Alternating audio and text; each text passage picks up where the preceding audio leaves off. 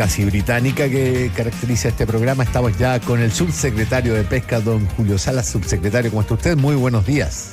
Buenos días a sus auditores. Subsecretario de Pesca, que no ha tenido días fáciles a propósito de la tramitación del proyecto de ley de fraccionamiento pesquero. Por ahí quiero partir en términos bien generales, subsecretario. ¿Se imaginó usted y el gobierno que el proyecto, tal como venía tramitándose, más allá de que hoy día está en una comisión mixta, iba a terminar enredado como terminó? No, evidentemente que no teníamos ese escenario previsto.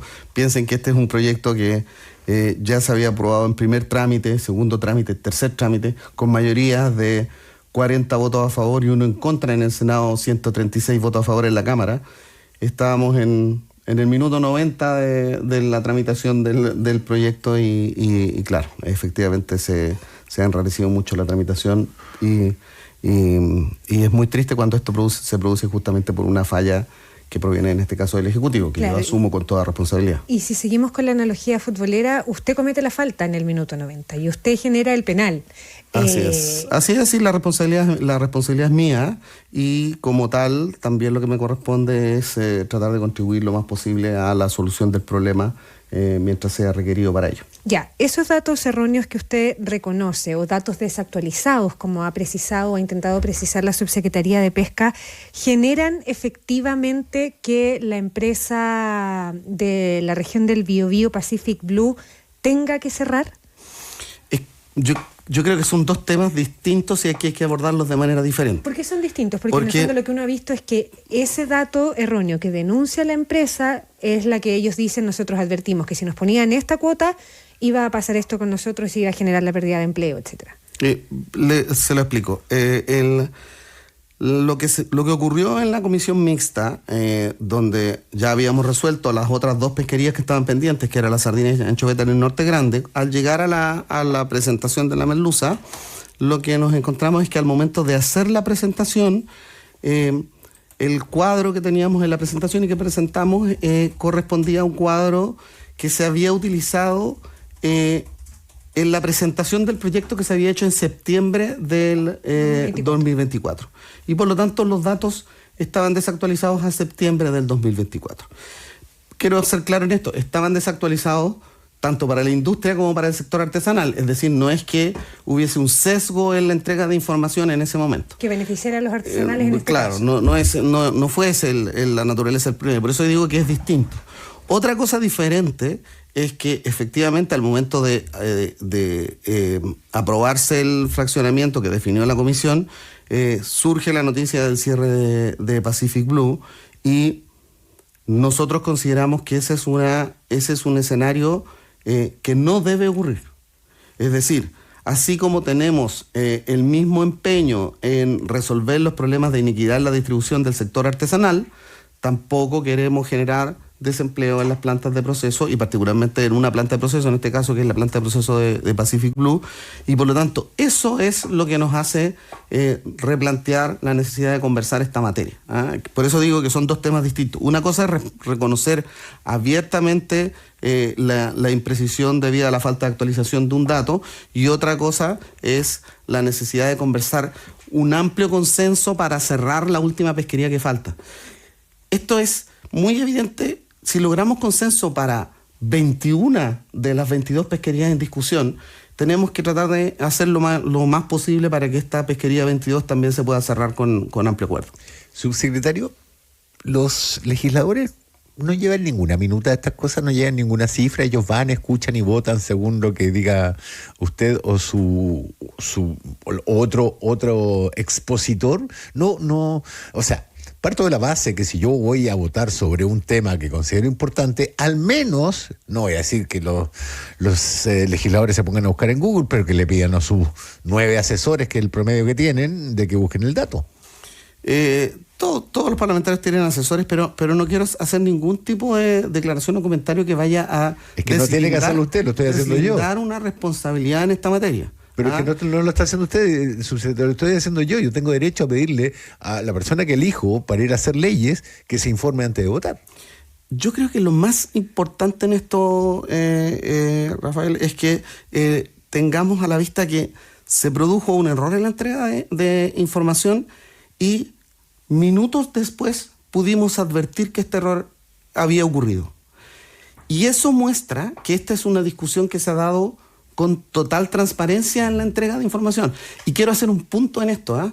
Esta es la primera vez que discutimos la distribución de los recursos de la pesca territorio a territorio y pesquería a pesquería de manera abierta durante todo un proceso legislativo. Todos los procesos anteriores se dieron en otro lugar, fuera del Congreso, donde hubo una conversación en la que participaron algunos actores, donde no sabemos qué información fue la que estuvo o no estuvo disponible, y finalmente llegó un papel con un acuerdo respecto de todas las pesquerías y cuál era la distribución que tenía que existir. Esa discusión se aprobó de esa manera en los debates anteriores y en la legislación que hoy día tenemos vigente. Y por eso genera distribuciones inequitativas.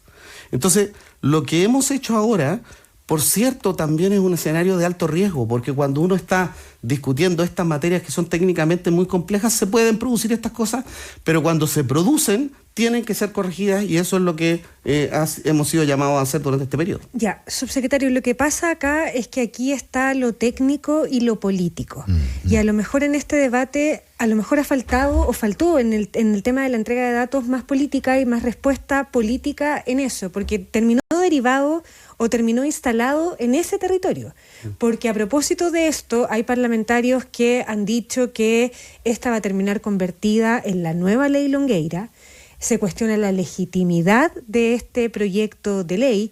Los pescadores, por su parte, dicen, bueno, aquí ceder a la presión de una sola empresa nos vuelve a un escenario donde no hay debidos equilibrios en la industria pesquera o en el trabajo de los pesqueros. Entonces, ¿qué le parece a usted eso? Porque en el fondo hoy día ese debate es el que está también instalado en el terreno político, que al final del día es también el del Congreso. Sí, en los escenarios de crispación política como el que vivimos, y eso trasciende la conversación pesquera, lo que ocurre es que cuando se producen este tipo de tensiones, muchas veces las opiniones desbordan el margen de lo que a uno le parecería razonable. Incluso en este caso creo que hay parlamentarios que están haciendo daño, son muy pocos, pero creo que están haciendo daño en su propio trabajo. Porque lo que está ocurriendo aquí, lo que ha ocurrido aquí en el debate, es una muestra de transparencia del Congreso respecto de periodos anteriores. Entonces, por cierto, los consensos en materia de pesca no pueden ser absolutos y puede haber algunos parlamentarios que discrepen del fondo de la idea de legislar en relación a esta materia. Pero también es cierto que cuando uno muestra las mayorías transversales que hemos tenido en la tramitación de este proyecto, uno se da cuenta que este no fue un proyecto de alta polarización. Este no fue un proyecto en que el gobierno y la oposición estuviesen confrontados, sino que fue un proyecto en el que hubo una discusión abierta y finalmente se llegó al máximo acuerdo posible en la distribución. Ya, pero el escenario en el que estamos es eso, y algunos han querido convertir esta última parte del trámite como en un ícono de la desconfianza entre el Parlamento y el gobierno, incluso en pleno año electoral. Y acto seguido hay quienes dicen eso se podría haber desactivado o bajado la tensión si hubiera renunciado Julio Salas a la subsecretaría de Pesca. Sí, bueno, sobre ese punto yo quiero reiterar, en todo momento hemos señalado que la responsabilidad está radicada en mí como autoridad que dio a conocer estos datos. La presentación fue elaborada además no por funcionarios desconocidos, fue realizada por mi gabinete, un equipo técnico con biólogos marinos e ingenieros pesqueros de alta competencia, pero que bueno, cometieron en este caso un error que a mí me toca asumir como responsabilidad política por este punto. Entonces, es muy importante que se tenga a la vista que todas las autoridades tienen su cargo a disposición siempre de la jefatura, de su jefatura respectiva. El presidente de la República, para empezar, y por cierto, el ministro del ramo. A mí se me ha encargado, de momento, eso no implica que no vaya a existir una responsabilidad política en algún momento en esta materia, eso estamos todos abiertos a que ello ocurra, pero se me ha encargado que contribuya a resolver el problema. Ya se evaluará si esa contribución está siendo exitosa o no y en qué momento corresponde o no hacer efectiva esa responsabilidad. Pero quiero ser muy insistente en esto, los problemas de fondo que hay aquí son problemas de redistribución de recursos, que generan una enorme tensión. Son grandes montos de dinero que generan una enorme tensión, y eso hace que muchas veces se esconda detrás de estos debates un debate que es más intenso. Que es el punto que han hecho los pescadores, por lo pronto, que ven cómo se cede, ellos dicen, a la presión de una empresa privada como para volver atrás en los equilibrios que de alguna manera se habían conseguido en el trámite, ¿no? Sí, lo que pasa es que, como su nombre lo indica, digamos, esto pretende como, dejar de tener un mercado súper limitado a la competencia de las llamadas 7 familias, y me parece que, teniendo los antecedentes que tenemos sobre Jaime Orpis, Marta Isasi, por poner solamente los ejemplos más conocidos, la discusión debería ser un poco más responsable, porque si el dato se actualiza minutos después de que se presenta, digamos, en cualquier otra circunstancia diría ya, hagámoslo de nuevo, pero el punto político, y uno entiende el punto político, pero no puede comerse al fondo del asunto.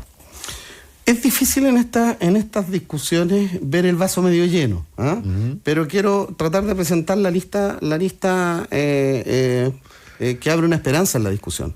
Hoy día tenemos una comisión mixta que está abierta. Sí, claro.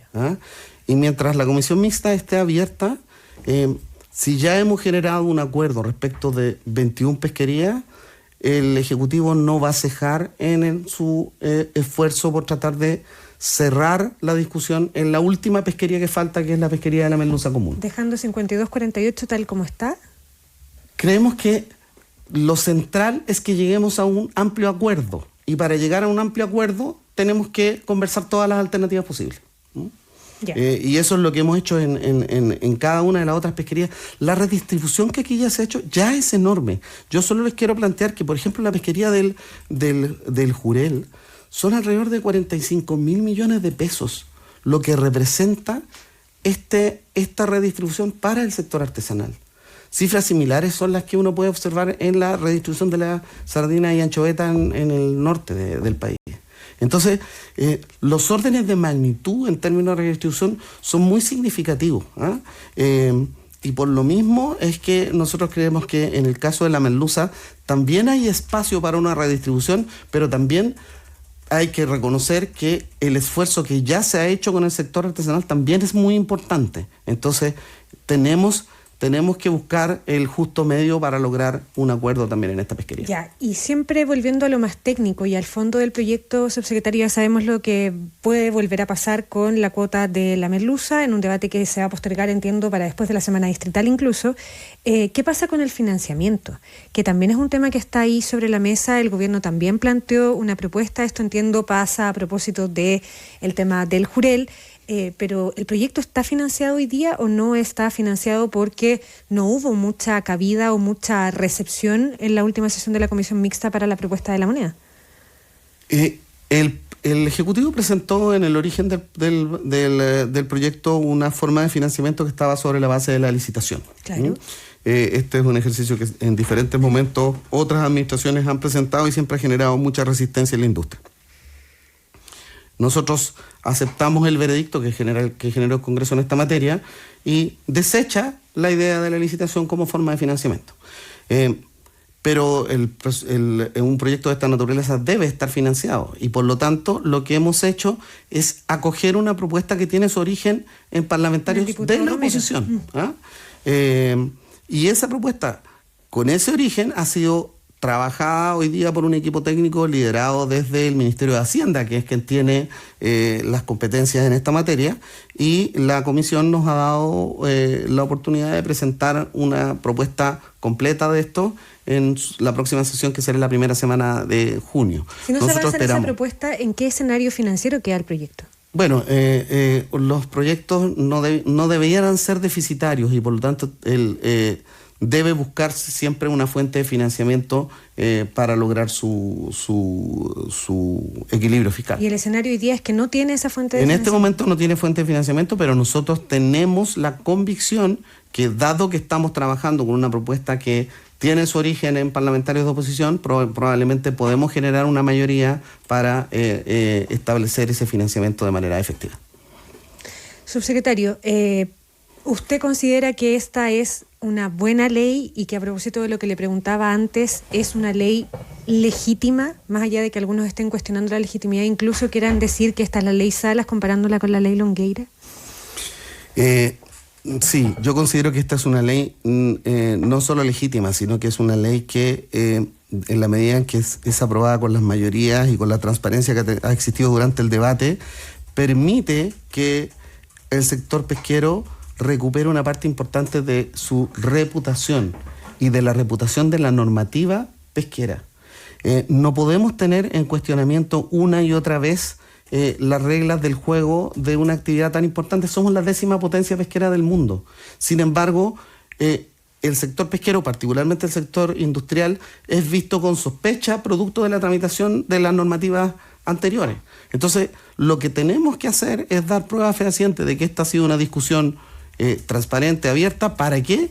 Para resolver que un sector muy importante de la actividad económica pueda tener reglas de juego durables hacia el futuro. Somos la 10ª potencia mundial. ¿En qué términos medimos eso? ¿Captura? ¿Sustentabilidad? ¿Y vamos a seguir siendo la 10ª potencia si se aprueba la ley tal como se está planteando? Nosotros somos la 10ª potencia pesquera del mundo. Hemos sido las 10 y a veces la 11 pesquera del mundo por desembarco, por total de captura. Ya. Ahora, si usted considera criterios ambientales, nosotros protegemos el 43% de nuestra zona económica exclusiva. Sí. Y por lo tanto, allí no somos la 10ª potencia, debemos ser estamos en el top 5 en materia de protección de nuestros océanos. Y es muy orgulloso para Chile poder decir que nosotros pescamos porque protegemos, ¿ah? Y por lo tanto, por eso mismo es que tener una actividad bajo cuestionamiento como la actividad pesquera es un daño reputacional para la actividad, pero también para la imagen del país. Y lo pregunto porque, a ver, he visto zonas arrasadas en términos de, por ejemplo, la extracción de algas, que parece que no tuviera nada, los bosques de algas en el norte, por ejemplo. Parece que no tuviera nada que ver, pero las algas, los bosques de algas, es el lugar donde se genera la enorme, inmensa mayoría, donde se refugia, se cuida, se cría y después sale el recurso, tanto marisco como peces. Y la pregunta sobre sustentabilidad va por ahí, porque entiendo y sé que Chile protege gran parte de su zona exclusiva económica, pero el problema es si estamos viendo a futuro en esta ley esas otras protecciones. Sí, de hecho, por ejemplo, a raíz del recurso que usted señala, Chile tiene una veda permanente, no es considerado un recurso las algas pardas en el extremo austral del país, de la región de Aysén hacia el sur. Eso quiere decir que allí tenemos los bosques de algas pardas más importantes del mundo, ¿ah? Que son en materia de oxigenación, tienen las mismas características de una selva tropical, ¿ah? En el norte del país efectivamente se produjeron problemas de sobreexplotación en periodos anteriores, ¿ah? Y lo que hemos hecho ahora es a través de, en los últimos 15 años, diría yo, a través de la definición de áreas de manejo de las que la propia pesca artesanal se hace responsable, es que es la propia pesca artesanal la que va cuidando sus territorios para asegurar tener un abastecimiento de recursos que sea sustentable en el largo plazo.